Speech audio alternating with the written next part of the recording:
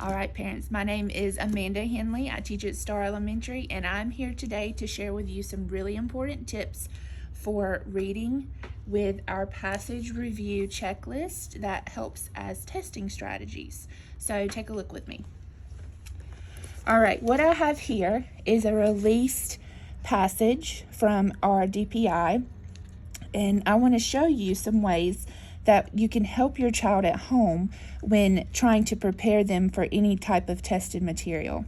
So first thing we're going to do is I'm just going to flip over here and we're going to follow step 1 of our checklist, which says I read the questions before reading the passage. And you might ask yourself, why do I want to look at the questions first?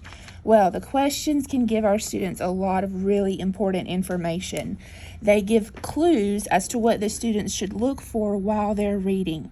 So, for example, what must happen for the twins to be able to go to the market? What must happen? Twins go to the market. Those are all important sequencing words that will help the students pick up on that as they're reading. Same thing here. Which detail supports the idea? Excited, that descriptive word. The students are going to want to look for that type of word in the passage. So you'll do that for all the questions that you have. Then you move to your second item, which is I closely read the passage.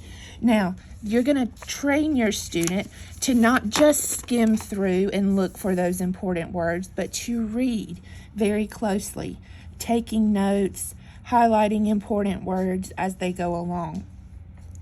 After they have read the entirety of the passage, then we're going to come to our third item here, which means I summarized, reread, or chunked parts of the passage while I was finishing. So what that means is you're going to go back with your child and you're going to chunk a few paragraphs at a time, and you're going to have your child stop and ask themselves, do I remember what I read? Do I understand what I read?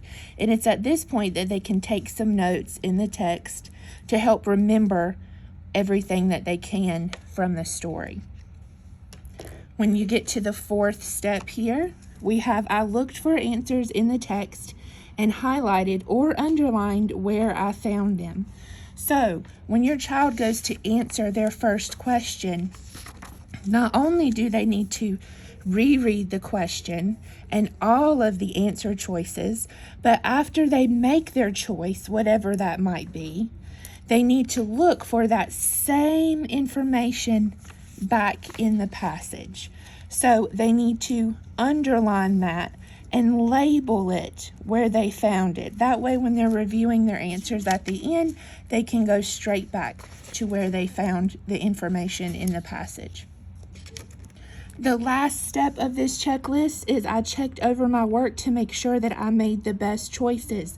As we know with standardized testing, all multiple choice questions have one valid answer. So not only do the students need to make sure that every question has been answered, but they also need to ensure that they made the best possible choice.